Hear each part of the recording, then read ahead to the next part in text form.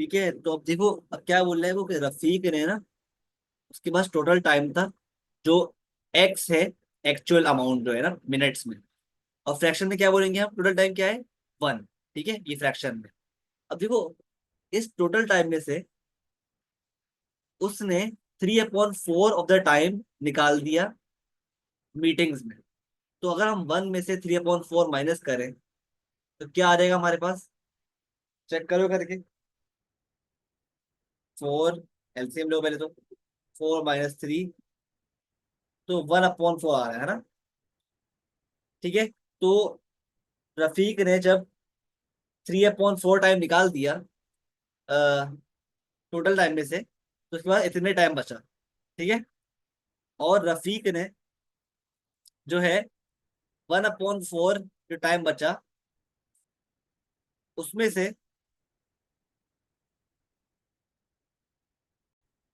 ठीक है, तो ये आपके पास फ्रैक्शन बच गया रिमेनिंग टाइम का आफ्टर मीटिंग्स वाले टाइम का। ठीक है, अब क्या बोला आगे कि रफीक ने जो है प्लानिंग के लिए 1/5 ऑफ द टाइम निकाल दिया। तो 1/4 में से 1/5 माइनस कर दो। ठीक है,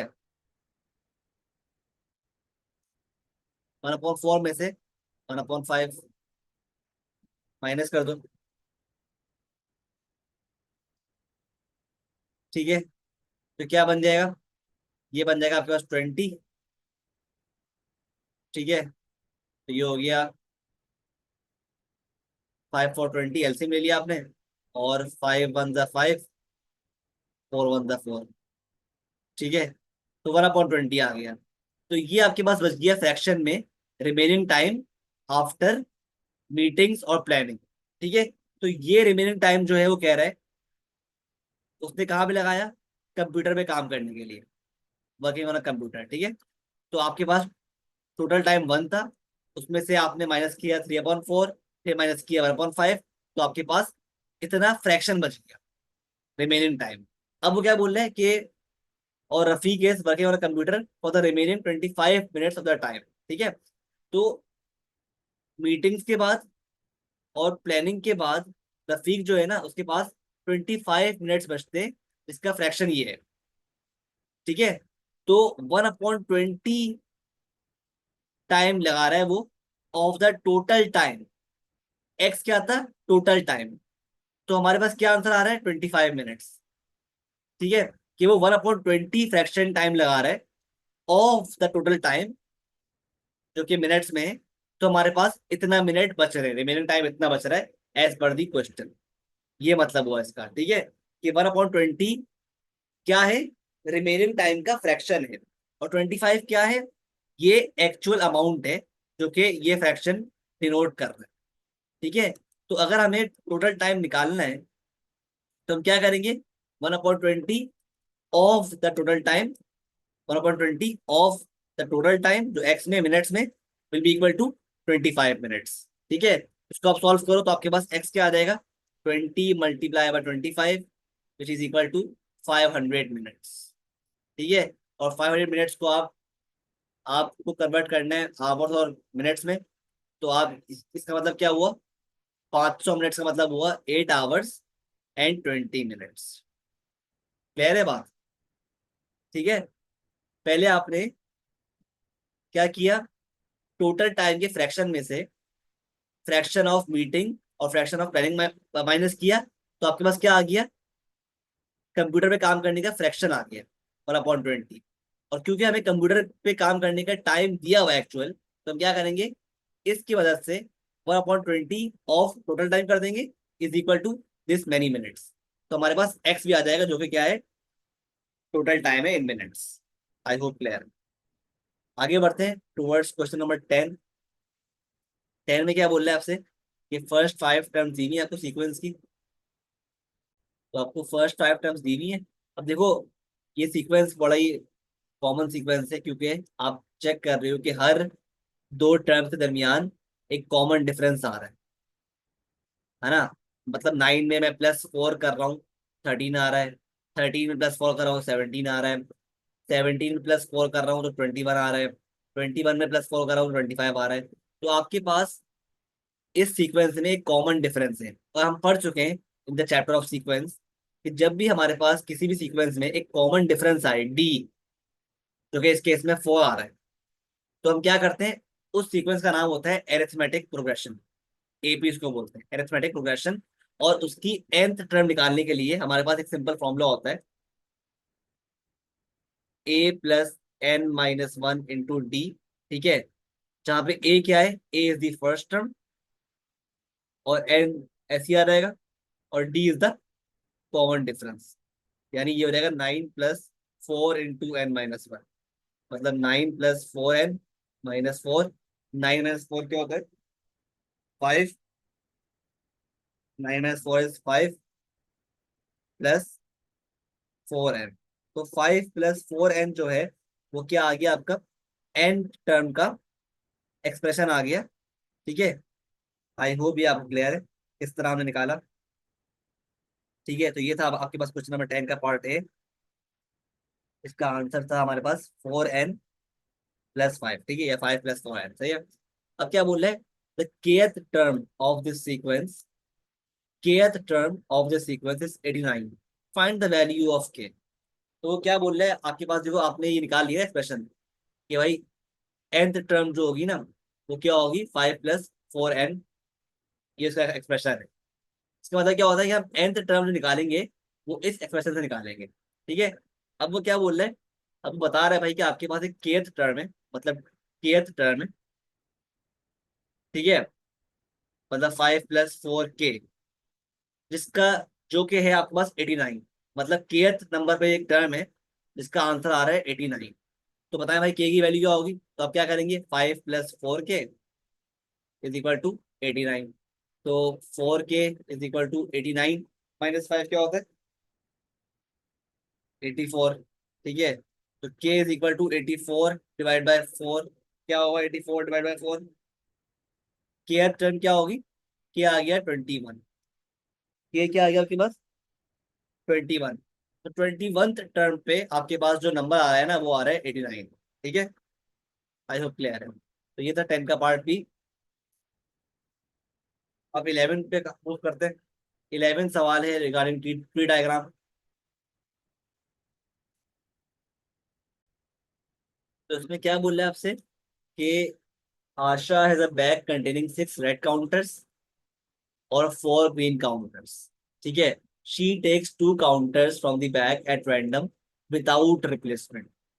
ठीक है, तो भाई बैग में 6 रेड काउंटर रखे हुए थे, 4 ग्रीन काउंटर रखे हुए थे, तो उसने एक के बाद एक 2 काउंटर निकाले और उनको रिप्लेस नहीं किया। ठीक है, तो ये बड़ा इंपॉर्टेंट है, विदाउट रिप्लेसमेंट जो वर्ड है ना, मतलब एक निकाला उसको वही बाहर रख दिया, रिप्लेस नहीं किया, फिर एक और निकाला उसको भी बाहर रख दिया, वापस बैग के अंदर रिप्लेस नहीं किया। ठीक है, तो अब क्या बोल रहा है कि कंप्लीट द ट्री डायग्राम। तो ये तो हमने बहुत की है in the chapter of trigonometry. ठीक है, किस तरह करते हैं। अब देखो आपके पास जो है बैग के अंदर 6 रेड काउंटर्स हैं और 6 ग्रीन काउंटर्स हैं, सॉरी 4 ग्रीन काउंटर हैं। तो फर्स्ट काउंटर रेड होगा, वो तो उसने बताया हुआ है 6/10, पता है हमें। और फर्स्ट काउंटर ग्रीन होगा, वो क्या होगा, उसकी प्रोबेबिलिटी क्या है, 4/10, जाहिर सी बात है। ठीक है, अब ये था फर्स्ट काउंटर के लिए। अब आते हैं सेकंड काउंटर। अब फर्स्ट करो उसने फर्स्ट काउंटर रेड निकाल दिया, तो कितने बचे रेड, 5 बचे रेड। तो जब भी आपके पास अगर सेकंड काउंटर निकालेगी, तो उसकी प्रोबेबिलिटी क्या होगी, वो हो जाएगी 5/9 हो जाएगी, क्योंकि अब की बार रेड बचे 5 और टोटल हो गए 9, क्योंकि एक तो निकल गया है ना बाहर, एक तो निकाल दिया हमने फर्स्ट काउंटर। सिमिलरली अगर सेकंड काउंटर ग्रीन निकालती है वो, तो उसकी प्रोबेबिलिटी क्या होगी, जाहिर सी बात है उसकी प्रोबेबिलिटी होगी 4/9, क्योंकि अब की बार जो ग्रीन बचे हैं 4 बचे हैं सेकंड काउंटर में, क्योंकि फर्स्ट रेड निकल गया। तो आपके पास सेकंड बचा है, जो ग्रीन ग्रीन बचे हैं वो बचे हैं 4, और टोटल बचे हैं वो बचे 9। ठीक है, तो 4/9 is the answer for this blank. ठीक है, इसी इसी तरह अब आते हैं उस सूरत में कि हमारे पास जो है फर्स्ट काउंटर था ग्रीन, ग्रीन निकाला उसने। तो उस सूरत में क्या होगा, अगर फर्स्ट काउंटर ग्रीन था, ग्रीन निकाला, तो आपके पास एक ग्रीन कम हो गया, एक ग्रीन कम हो गया, 3 बचे ग्रीन। है ना। तो इसीलिए अगर सेकंड काउंटर वो रेड निकालती है तो उसकी प्रोबेबिलिटी क्या होगी, 6/9। सॉरी, हाँ 6/9। ठीक है, क्योंकि रेड कितने बचे, 6 बचे, और टोटल कितने हैं, 9। ठीक है, 6/9 आपके पास प्रोबेबिलिटी आ गई रेड की ऑफ द सेकंड काउंट। ठीक है। इसी तरह अगर हम बात करें कि अगर फर्स्ट काउंटर ग्रीन है और सेकंड भी ग्रीन हो, उसकी प्रोबेबिलिटी क्या है, तो अगेन आपके पास ग्रीन एक कम हो गया, तो 3/9 इसकी प्रोबेबिलिटी आ गई। ठीक है। आई होप ये कॉन्सेप्ट क्लियर। तो ये आपने फिल कर लिया। अब पार्ट बी में क्या बोल रहा है कि work out the probability that Asha takes 2 green counters. मतलब ये बोल रहा है, बहुत ही आसान बात बोल रहा है कि प्रोबेबिलिटी निकालनी है कि पहला भी ग्रीन हो एंड सेकंड भी ग्रीन हो। एंड मतलब होता है मल्टीप्लाई, कि पहली प्रोबेबिलिटी भी ग्रीन हो, ग्रीन निकाला उसने काउंटर, और सेकंड भी ग्रीन निकाला। तो बहुत इजी है। पहले ग्रीन निकालने की प्रोबेबिलिटी क्या आती है हमारे पास, 4/10। एंड सेकंड की प्रोबेबिलिटी क्या आती, 3/9। तो 4/10 multiply by 3/9 will be equal to,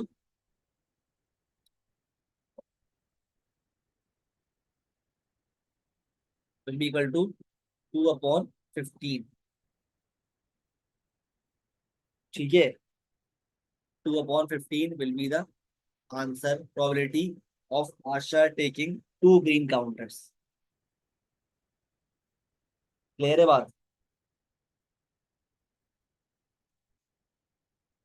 ठीक है, तो ये था हमारे पास पार्ट बी। आगे बढ़ते हैं।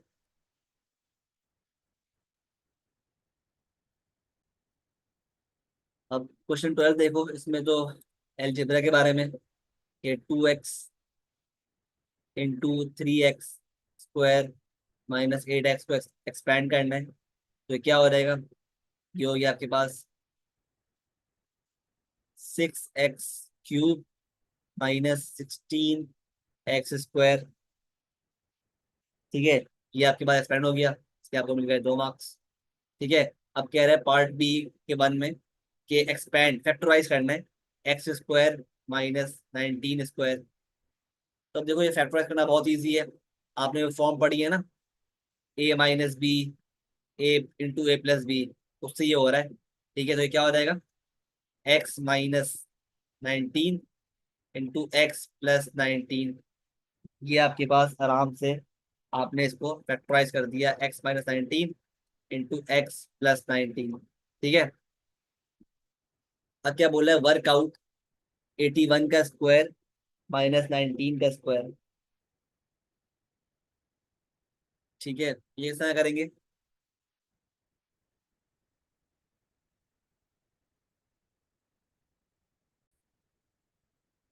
पार्ट टू देखो, पार्ट टू में क्या बोल रहा है कि 81² -19², अगेन ये वाली फॉर्म बन रही है। ठीक है, तो आप क्या करोगे, 81 - 19 × 81 + 19 हो गया, a - b × a+b वाली फॉर्म। ठीक है। अब 81 - 19 क्या होता है, 62, और 81 + 19 क्या होता है, 100। तो इनको मल्टीप्लाई कर दो आपस में, तो आंसर क्या आ गया, 6200। सही है।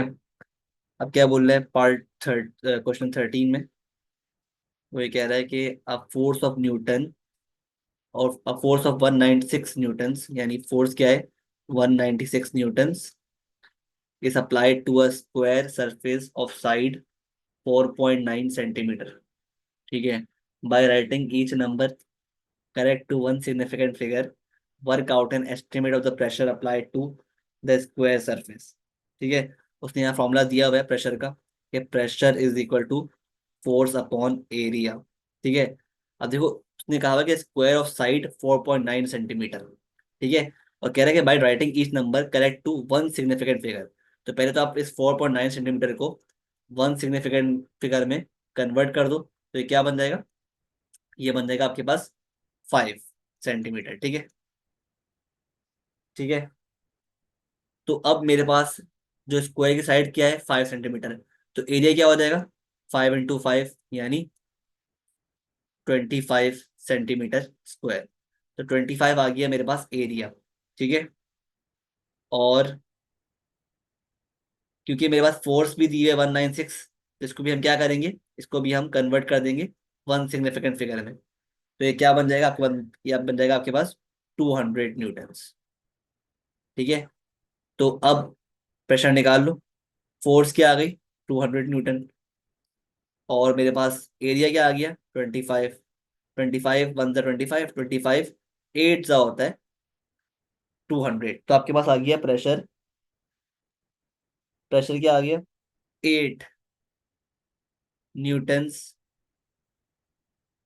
पर सेंटीमीटर स्क्वायर। ठीक है, आई होप क्लियर है। और अगर आपको सीखना है किस तरह हम सिग्निफिकेंट फिगर में कन्वर्ट करते हैं, अप्रोप्रिएट सिग्निफिकेंट फिगर में, तो इसकी हमारे हमने प्लेलिस्ट बनाई हुई है प्रॉपर। ठीक है, जाके चेक कर लो। अब मैं शेयर भी कर दूंगा डिस्क्रिप्शन में या कमेंट सेक्शन में। ठीक है, तो आगे बढ़ते। क्वेश्चन नंबर 14 में क्या बोल रहे हैं कि Freya records how many minutes she takes to complete a crossword each day. On Tuesday, she takes 10% less time than on Monday. On Wednesday, she takes 50% less time than on Tuesday. On Wednesday, she takes 9 minutes to complete the crossword. Find the number of minutes Priya takes to complete the crossword on Monday. तो Monday निकालना है हमें। ठीक है, ठीक है, तो अब एक काम करते हैं, अभी सिर्फ और सिर्फ बात करते हैं ट्यूसडे की और वेनसडे की। ठीक है, ट्यूसडे की बात करते हैं और वेनसडे की बात करते हैं। तो अब वो क्या बोल रहा है कि on Wednesday she takes 50% less time than on Tuesday. अब क्योंकि ट्यूसडे से कंपेयर किया जा रहा है, तो अब ट्यूसडे का जो टाइम है आप उसको ले लो 100%। ठीक है, ये हम पढ़ चुकेंगे, जिस जिस चीज़ से आप कंपेयर कर रहे होते हैं, कंपेयर कर रहे होते हो, या जो ओरिजिनल जो चीज़ होती है, या ओरिजिनल अमाउंट होती है, ओरिजिनल टाइम होता है, उसको आप लेते हो 100%। ठीक है, हमेशा। और क्योंकि जो वेनेसडे का टाइम है वो इससे 50% कम है, तो वेनेसडे का टाइम क्या हो जाएगा, 100 - 50 मतलब 50%। ठीक है, और वेनेसडे का टाइम हमें दिया हुआ है 9 मिनट्स, और इसका टाइम निकालना है एक्स। तो आप क्या अप्लाई करोगे, unknown upon known into known value. ठीक है, ये formula, unknown upon known into known value. Unknown क्या हो जाएगा, ये अननोन है क्योंकि इसकी वैल्यू हमें गिवन नहीं है, ये अननोन परसेंट हो गया, upon known percent into known value. इसकी नोन वैल्यू ये 9 है। ठीक है, तो आपके पास क्या आ जाएगा, जो ट्यूसडे को मिनट्स आएंगे वो क्या आएंगे, 100/50 इंटू 9, 18 आ गए। ठीक है, तो 18 मिनट्स उसने लगाए हैं ट्यूसडे को। ठीक है, अब वंस हमारे पास ट्यूसडे का मटेरियल आ गया, तो हम क्या करेंगे, अब हम कंपेयर करेंगे ट्यूसडे और मंडे को, ट्यूसडे और मंडे को। ठीक है, तो हमारे पास आ गया भाई। अब वो क्या बोल रहा है, अब वो बात कर रहा है मंडे और ट्यूसडे की, फर्स्ट लाइन में। तो मंडे क्या है हमारे पास और ट्यूसडे, तो क्या बोल रहा है कि on Tuesday she takes 10% less time than on Monday. अब क्योंकि मंडे से कंपेयर कर रहा है, तो हम मंडे को लेंगे 100%, और ट्यूसडे क्या बोल रहा है, शी टेक्स 10% लेस टाइम, मतलब ट्यूसडे को हो जाएगा 90%, और वो हम निकाल चुके हैं 18, और ये हमें निकालना है। ठीक है, तो हम क्या करेंगे, अगेन अप्लाई करेंगे unknown upon known, unknown upon known into its known value, यानी 18। तो हमारे पास आंसर क्या आ रहा है, 100/90 इंटू 18 क्या आ रहा है हमारे पास, निकाल लो आप, साइड में आप रफ वर्किंग कर लो। ठीक है, तो आपके पास साफ साफ 20 मिनट्स आएंगे। ठीक है, जो कि वो लगा रही है ऑन मंडे। ठीक है, अब क्वेश्चन 15 क्या बोल रहा है, ये सवाल है आपके पास रिकरिंग फ्रैक्शन का, जो कि एक नया एडिशन है ओ लेवल्स के सिलेबस में, रिकरिंग फ्रैक्शन। ठीक है, जब भी आप इस तरह के डॉट्स देखो ना, नंबर्स पे लगे हुए डॉट्स, समझ जाना कि भाई ये सवाल क्या है, रिकरिंग फ्रैक्शन का। ठीक है, तो रिकरिंग फ्रैक्शन का बकायदा मैंने पूरी प्लेलिस्ट बनाई है, समझाई है कि किस तरह हम रिकरिंग फ्रैक्शन को कन्वर्ट करते हैं, रिकरिंग डेसिमल को कन्वर्ट करते हैं इनटू फ्रैक्शन, ठीक है। तो ये आपके पास रिकरिंग डेसिमल है, ठीक है, 0.312 dot dot dot dot show करता है भाई जो नंबर रिकर हो रहे हैं ना, वो हो रहे हैं 1 और 2, मतलब 1 और 2 जो है वो है आपके पास रिकरिंग नंबर्स, ठीक है। तो आप इसको आप इस तरह कन्वर्ट करोगे डेसिमल्स में, वो फ्रैक्शन में किस तरह करोगे, कि इसका मतलब क्या है, इसके बहुत ही क्लियर स्टेप्स हैं कि how to convert recurring decimal into fraction, ठीक है। पहला क्या करोगे, पहले आप इस रिकरिंग डेसिमल को स्टेप 1 एक वेरिएबल अपॉइंट कर दोगे, फॉर एग्जांपल एक्स। तो ये हो जाएगा एक्स इज इक्वल टू 0.312, ठीक है। और फिर आप जो है ना, इन रिकरिंग जो नंबर्स है ना, जो 1 और 2, इनको आप इस तरह एक्सपेंड कर दो। इसका मतलब क्या होता है, 0.3121212 एंड सो ऑन, क्योंकि 1 2 जो नंबर है वो रिकर कर रहे हैं, ठीक है। तो ये आपने कर दिया, और इसको आप नाम दे दो इक्वेशन 1 का, ठीक है। फिर स्टेप 2 और 3 में ये क्या करते हैं, हम पढ़ चुके हैं हम कि स्टेप 2 और 3 में हम जो है ना, बेसिकली इस इक्वेशन 1 को ऐसे नंबर से मल्टीप्लाई करेंगे जो कि मल्टीपल ऑफ 10 होगा, के based on the position of recurring numbers. तो देखो, हमारा जो जो आखिरी रिकरिंग नंबर आ रहा है वो किस पोजीशन पे आ रहा है, 2, जो 2 है ना आखिरी आखिरी रिकरिंग नंबर, 312 में 2 जो है वो आखिरी रिकरिंग नंबर है ना। तो ये किस पोजीशन पे आ रहा है, ये 10th पोजीशन है, 100 और 1000, तो ये 1000th पे आ रहा है, 1000th पे आ रहा है, ठीक है। तो हम क्या करेंगे, इसीलिए हम इक्वेशन 1 को 1000 से मल्टीप्लाई कर देंगे बोथ साइड्स पे। तो 1000x हो जाएगा इज इक्वल टू, ये हो जाएगा 312.1212 चलता रहेगा ये तो, ठीक है, 121212, ठीक है, ये चलता रहेगा। और ये इसको आप इक्वेशन को मार्क कर लो एज इक्वेशन नंबर 2, ठीक है। ये आपने कर लिया स्टेप 2 और 3। अब स्टेप 4 में क्या करना है, अच्छा स्टेप 4 से पहले आपके पास ये रही इक्वेशन 1 ना। इक्वेशन 1 क्या थी, एक्स इज इक्वल टू 0.31212, ठीक है। तो इक्वेशन 1 में आप क्या करो, आप पहले, क्योंकि आपके पास देखो ये 3 आ रहा है ना, तो इस 3 को आपको ना डेसिमल प्लेस से हटाना है, क्योंकि आपको बेसिकली इक्वेशन 2 और 1 को आप आपस में सब्ट्रैक्ट करना होगा ना। तो अगर 3 आएगा ना तो आपके पास डेसिमल प्लेसेस पे 0 नहीं बचेंगे फिर, तो आपको 3 को भेजना पड़ेगा होल नंबर की साइड पर। तो किस तरह भेजोगे, आप जो है इक्वेशन 1 को बोथ साइड्स पे 10 से मल्टीप्लाई करोगे। तो ये हो जाएगा 10x इज इक्वल टू 3.121212, ठीक है। अब बस आपने ये कर लिया, अब जो है आप आराम से इक्वेशन 1 और 2 में से सब्ट्रैक्ट कर दो। तो ये हो जाएगा 1000x माइनस 10x, क्या हो गया ये, 990x। और ये पूरा साइड, इस पूरी साइड से माइनस हो गई, क्या बचा, 0 बचा, 0 हो गया था हर जगह, 1 2 3 4 5 6, 3 4 5 6, और 312 - 3 क्या होता है, 312 - 3 इज इक्वल टू 309। तो आपके पास इक्वेशन क्या आ गई, 990x इज इक्वल टू 309, और x बराबर हो गया आपके पास 309/990 के, ठीक है। ये आपके पास x आ गया, और इसको आप फर्दर सिंप्लीफाई करो तो आपके पास क्या बन जाएगा, 103/330, 103/330 इज योर आंसर। और ये आपका जो है डेसिमल, रिकरिंग डेसिमल कन्वर्ट हो गया into fraction in its simplest form, ठीक है। तो ये बहुत ही सिंपल स्टेप्स हैं रिकरिंग डेसिमल के कन्वर्ट करने के इनटू फ्रैक्शन।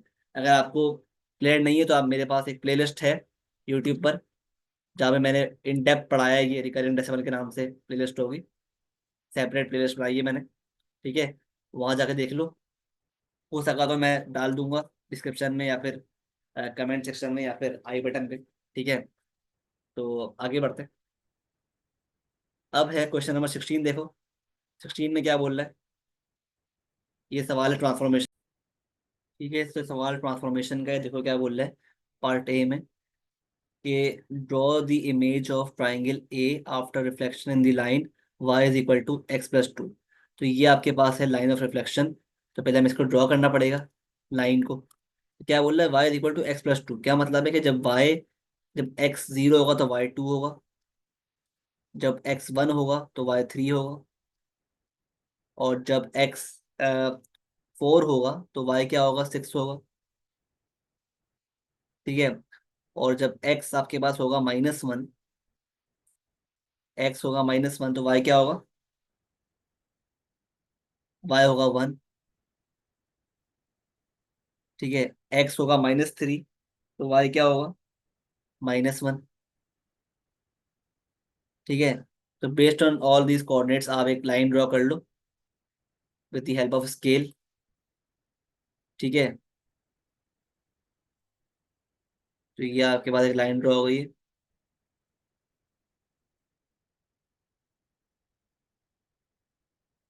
सही है।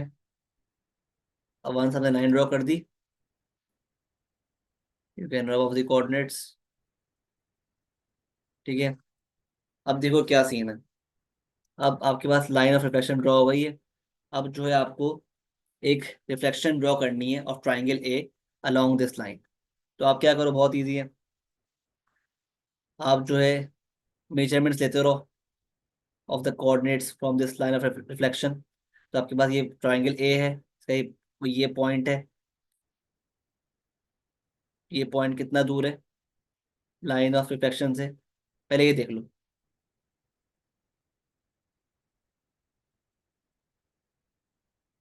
कि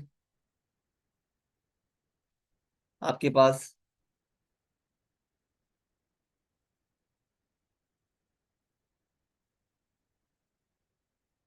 देखो ये जो है हाफ एरिया कवर कर रहा है। अच्छा, ये थोड़ी लाइन जो लाइन बनाई है ना रिफ्लेक्शन की, ये थोड़ी उस तरफ हो गई है, ये 2 से पास कर रही है। ये 2 है ना, 2 से पास कर रही है, ठीक है। तो इसका ख्याल करना। तो अब देखो,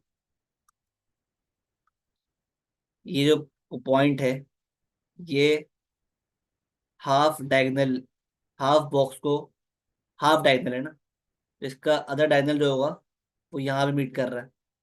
तो यहाँ आपका पॉइंट ए आ जाएगा, पॉइंट ए का रिफ्लेक्शन आ गया यहाँ पर, ठीक है। बेसिकली आप क्या कर रहे हो, जितना डिस्टेंस आपके पास इमेज का है ना, जितना डिस्टेंस आपके पास ऑब्जेक्ट का है from the line of reflection, उतना ही डिस्टेंस आप इमेज का भी ले लो फ्रॉम द लाइन, और वहां पे इमेज के कोऑर्डिनेट्स को आप प्लॉट कर दो। इस तरह देखो यहाँ पर मैंने देखा भाई ये इतना डिस्टेंस है, हाफ डायगोनल है, तो इतना ही डिस्टेंस आप लाइन के उस तरफ ले लो to mark the image coordinates, ठीक है। सिमिलरली सेम काम करेंगे विद दिस और दिस पॉइंट्स 1 2 3, ठीक है। तो इस तरफ भी कर लो, ये 1 2 3, सही है।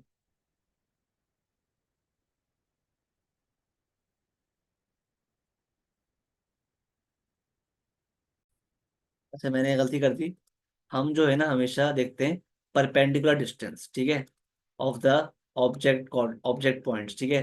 तो आपके पास ये अगर ऑब्जेक्ट पॉइंट है, तो आप इसका परपेंडिकुलर डिस्टेंस चेक करोगे from the line of reflection. तो वो क्या बन रहा है, ये देखो, एक डायगोनल है पूरा, और एक हाफ डायगोनल है, ठीक है। तो इतना ही आप उस तरफ भी मार्क कर दोगे, हाफ डायगोनल और एक पूरा डायगोनल। तो यहाँ पर आपके पास क्या आ गया, एक और आ गया इमेज कोऑर्डिनेट, ठीक है, जो कहाँ बन रहा है, -2, 3, ठीक है। ये मार्क कर दिया आपने। अब जो है लास्ट जो कोऑर्डिनेट है, पॉइंट है, वो मार्क करते हैं, ठीक है। ये देख लो, 1 डायगोनल, 2 और 3, इस तरह उस तरफ भी कर लो, 1 2 और 3।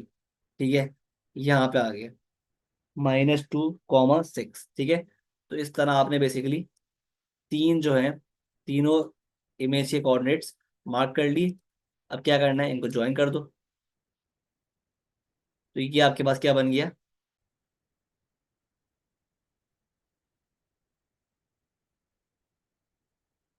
ठीक है, तो ये आपके पास क्या बन गया, रिफ्लेक्शन बन गया of triangle A along the line y is equal to x plus 2। ठीक है, 3 मार्क्स मिल गए आपको। अब पार्ट 2 में क्या बोल रहे हैं कि ट्राइंगल ए ड्रॉ करनी है, इमेज ड्रॉ करनी है ट्राइंगल ए की, after enlargement by scale factor 3/2, और सेंटर क्या दिया हुआ है, 1,0। अब देखो इसका एक बहुत सिंपल तरीका है, आपको मैंने ये बहुत हमने डिटेल में डिस्कस किया था in the playlist of transformation. तो देखो, जब भी आपके पास centre other than the origin हो ना, तो उसके लिए हम क्या अप्लाई करते हैं, उसके लिए बहुत सिंपल फॉर्मूला अप्लाई करते हैं कि object distance from centre of enlargement multiply by the scale factor will be equal to image distance from the centre of enlargement. ठीक है, तो हम हमारे पास उसने सेंटर क्या दिया हुआ है, सेंटर दिया हुआ है उसने हमें 1,0। मतलब सेंटर क्या दिया हुआ है उसने हमें, 1,0, मतलब 1 ये दिया हुआ है सेंटर ऑफ एनलार्जमेंट। ठीक है, अब देखो हमें पहले क्या निकालना है, हमें निकालना है ऑब्जेक्ट डिस्टेंस, जो ऑब्जेक्ट है ना जिसको हम इनलार्ज कर रहे हैं, उसका डिस्टेंस निकालना है फ्रॉम सेंटर ऑफ एनलार्जमेंट। मतलब हमें इस ऑब्जेक्ट के तमाम जो पॉइंट्स है ना, उनका डिस्टेंस निकालना पड़ेगा पहले from the centre of enlargement. तो पहले हम इस डिस्टेंस की बात कर लेते हैं, इस कोऑर्डिनेट की बात कर लेते हैं। ऑब्जेक्ट डिस्टेंस क्या आ रहा है, ठीक है, तो पहले हम पहले पॉइंट की बात कर लेते हैं, इस पॉइंट की। अब देखो, ये आपके पास है स्केल फैक्टर, सेंटर है, ठीक है, तो इस सेंटर ऑफ इनलार्जमेंट से इस पॉइंट का डिस्टेंस क्या है, खुद देख लो। ये बन रहा है distance 1 2 3, 3 units to the right, मतलब 3 units in the right direction of x axis. मतलब आपके पास क्या हो जाएगा कोऑर्डिनेट्स, ऑब्जेक्ट डिस्टेंस क्या हो जाएगा आपके पास, 3,0। सही है, ये आपके पास आ गया object distance of this point from the centre of enlargement. अब इसकी बात कर लेते हैं, इस पॉइंट की। ये क्या है देखो, 1 2, 2 यूनिट्स अपवर्ड्स, मतलब 2 units in the by direction. सही है, तो ये क्या हो जाएगा आपके पास, ये हो जाएगा आपके पास 0,2। ठीक है, और बाकी जो थर्ड पॉइंट है वो तो खुद सेंटर ऑफ एनलार्जमेंट पे लाई करता है, तो वो क्या हो जाएगा 0,0। ठीक है, ये आपके पास तीनों पॉइंट्स के ऑब्जेक्ट्स जो था, उसके तीनों पॉइंट्स का डिस्टेंस निकाल लिया हमने सेंटर ऑफ इनलार्जमेंट, यानी scale fact, sorry, centre of enlargement से। हाँ, क्या निकाल लिया हमने, ऑब्जेक्ट डिस्टेंस निकाल लिया from the centre of enlargement. ठीक है, अब क्या करेंगे, हम इन तमाम कोऑर्डिनेट्स को मल्टीप्लाई कर देंगे बाय स्केल फैक्टर, जो क्या दिया हुआ है 3/2। ठीक है, से मल्टीप्लाई कर देंगे तो हमारे पास क्या आ जाएगा, इमेज डिस्टेंस आ जाएगा फ्रॉम द सेंटर। तो मल्टीप्लाई कर दो तो ये क्या हो गए, ये क्या आएगा हमारे पास, इमेज डिस्टेंस। ठीक है, तो ये हो गया आपके पास 0 × 3/2 क्या होता है, 0 ही होगा, और 3 × 3/2 क्या होता है, 9/2, यानी ये हो गया 9/2। ये आ गया पहला image distance from centre of enlargement. इसकी बारी है, 0 हो गया। 2 × 3/2 क्या होता है, 3 होता है। ठीक है, और ये तो 0 ही आएगा। ठीक है, तो आपके पास ये तीन इमेज डिस्टेंस आ गए from the centre of enlargement. अब इनको हमें प्लॉट करना है, इनको हमें प्लॉट करने ऑन दी ग्राफ। 9/2 मतलब क्या होता है, यानी 4.5, 4.5, 0, ठीक है। तो इनको हमें मार्क, इनको हमें प्लॉट करना है ऑन दी ग्राफ। तो पहला हमारे पास डिस्टेंस क्या है, इमेज डिस्टेंस। पहले इसको मार्क कर लेते हैं, ये आसान है ना मार्क करना। 0,3 मतलब हमें 0 प्लेसेस मूव करना है सेंटर से इन दी एक्स एक्सेस, और 3 यूनिट्स मूव करना है अपवर्ड्स।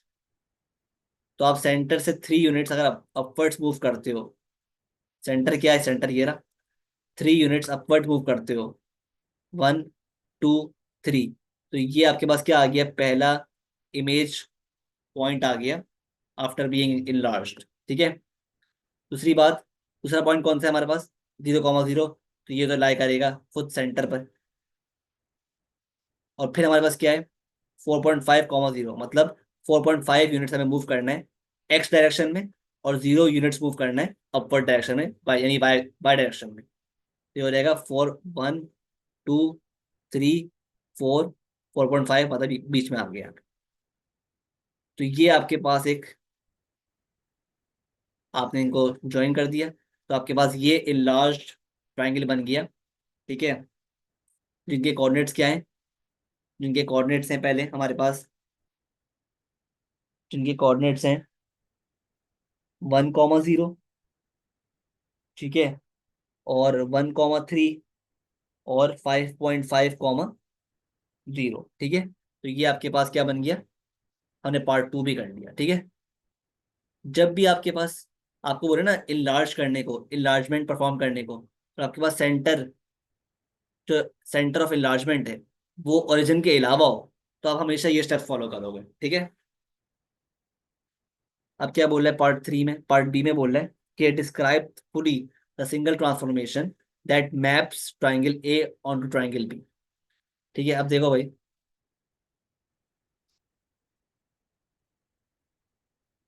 ट्राइंगल ए जो है वो ट्राइंगल बी पे मैप हो रहा है, ठीक है। तो ये कौन सी ट्रांसफॉर्मेशन हो रही है, जाहिर सी बात है कि इसमें साइज तो बदल नहीं रहा, और ठीक है, तो क्या लग रही है आपको ट्रांसफॉर्मेशन, जाहिर सी बात है कौन सी ट्रांसफॉर्मेशन है, ये आपके पास है रोटेशन, रोटेशन है, ठीक है। और देखो आप खुद देखो यहाँ पर, रोटेशन किस डायरेक्शन में हो रही है, रोटेशन किस डायरेक्शन में हो रही है, खुद देखो भाई। आपके पास ये इस तरह ट्राइंगल बना हुआ है ए, और वो इस तरह हो गया, वो इस तरह हो गया, तो मतलब ये फिगर इसने 90% क्लॉकवाइज टर्न किया होगा ना, ये फिगर यूं हो गया, इसकी ये साइड आ गई, ये साइड यूं थी पहले, अब यूं हो गई, और ये साइड यूं थी, यूं हो गई, ठीक है। तो आप चेक कर रहे हो कि 90% जो है क्लॉकवाइज रोटेशन आई है। तो हम क्या बोलेंगे कि भाई ट्रांसफॉर्मेशन कौन सी है, रोटेशन है, और 90%, 90 डिग्री सॉरी, क्लॉकवाइज है, ठीक है। और हमें एक और चीज बतानी होती है, वो होती है सेंटर ऑफ रोटेशन। वो क्या होगा सेंटर ऑफ रोटेशन, तो वो निकालने के लिए कि सेंटर ऑफ रोटेशन क्या है, देखो हमें बेसिकली ना, हमें चेक करना पड़ेगा ग्राफ पे। वैसे तो एक लंबा मेथड भी है, लेकिन वो आप उस पर टाइम ज़ाया नहीं करो, ठीक है। अनलेस कोई ऑप्शन ना हो तो समझ ना आ रहा हो, जब जब उस पर करना, ठीक है। और वो तरीका मैंने बताया है अपनी प्लेलिस्ट में, ठीक है, किस तरह हम सेंटर फाइंड करते हैं of rotation using the geometrical instruments. लेकिन अगर आप वो ना करना चाहो, तो आप ये तरीका अप्लाई करना जो अभी सिखा रहा हूँ मैं, ठीक है। अ, अब देखो भाई, सेंटर जो है ना, आपके पास जो है ऑब्जेक्ट भी बना हुआ है ए, और इमेज भी बनी हुई है बी, ठीक है। तो अब सेंटर जो है ना, एक ऐसा पॉइंट होगा, सेंटर रोटेशन एक ऐसा पॉइंट होगा ग्राफ पर, जिस पॉइंट से ऑब्जेक्ट का भी और इमेज दोनों का डिस्टेंस सेम, वो आपके पास क्या होगा, सेंटर ऑफ रोटेशन, सही है। तो ऐसा पॉइंट तलाश करना है हमें कि जिसका डिस्टेंस ए और बी दोनों से सेम हो, ठीक है। तो अगर हम देखें भाई,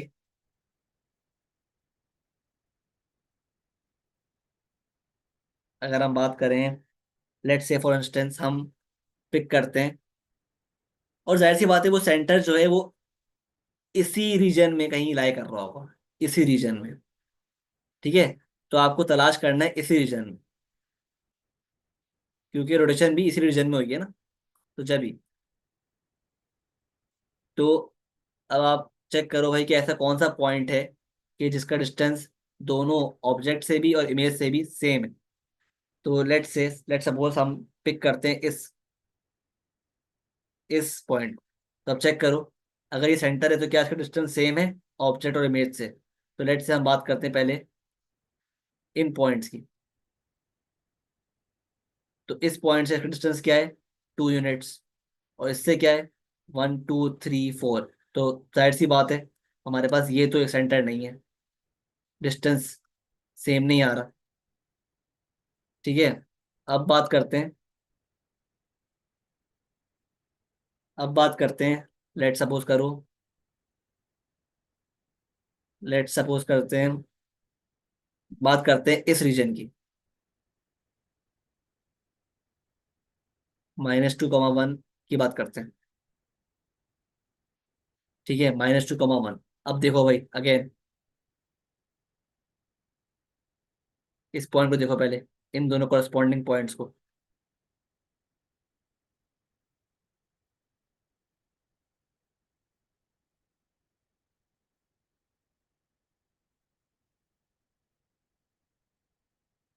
ये जो करस्पॉन्डिंग पॉइंट्स, ये जो करस्पॉन्डिंग पॉइंट्स हैं, और ये दो करस्पॉन्डिंग पॉइंट्स हैं।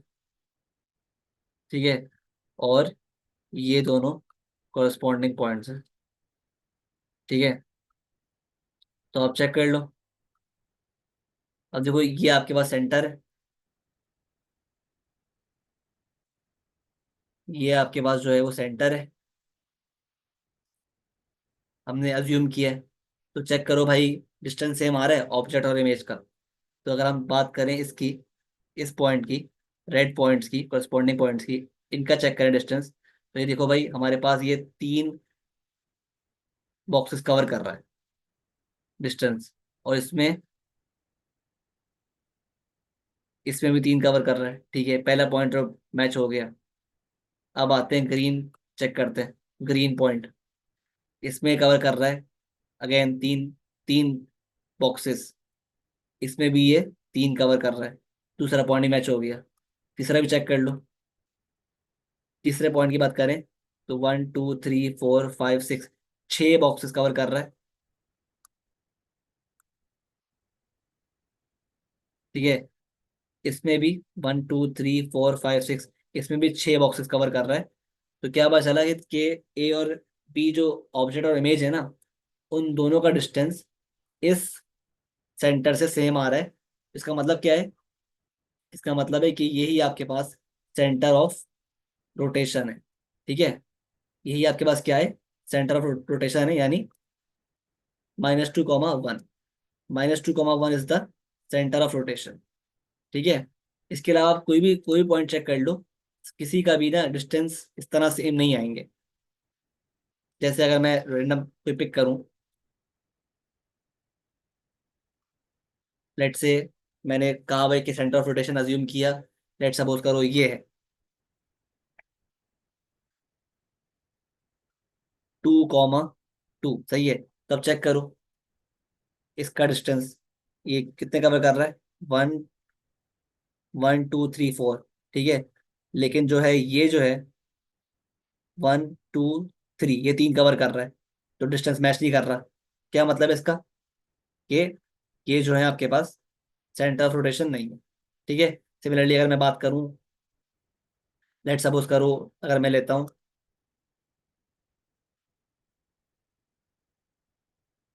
ये पॉइंट लेता हूँ। ठीक है, इसका चेक कर लो, 1 2 कवर कर रहा है, लेकिन जो है डायगनल कवर कर रहा है, डायगनल्स है ना। जबकि यहाँ पर भी 2 कवर कर रहा है, लेकिन वो वर्टिकल है। तो अगेन डिस्टेंस मैच नहीं कर रहा, तो ये भी सेंटर नहीं पॉसिबल है। लेकिन ये वो वाहिद सेंटर है जो हमने अज्यूम किया था, इसमें तीनों पॉइंट्स के डिस्टेंस मैच कर रहे हैं। ठीक है, और फ्रॉम ऑब्जेक्ट और इमेज। तो यही आपके पास क्या होगा, centre of image, centre of rotation. तो सेंटर में बस आपको ये ख्याल करना पड़ता है कि आप जो भी सेंटर लो ना, आप चेक करो भाई कि जो उसका डिस्टेंस है फ्रॉम ऑब्जेक्ट और इमेज, उनके तीनों पॉइंट से मैच कर रहा है आपस में, सेम डिस्टेंस है, अगर तो नहीं है तो वो सेंटर नहीं, तो अगर मैच कर रहा है जिस तरह इसमें किया है तो ये सेंटर हो गया आपके पास। क्लियर है बात? तो ये था आपके पास question number 16। I hope clear है। ठीक है, तो बाकी बाकी क्वेश्चंस जो है ना, जो बचे क्वेश्चंस है हमारे पास, वो इंशाल्लाह हम करेंगे पार्ट 2 में। इसका अभी के लिए इतना ही। तो मिलते हैं इंशाल्लाह नेक्स्ट वीडियो में। अल्लाह हाफिज़। और ठीक है, इंशाल्लाह मिलते हैं।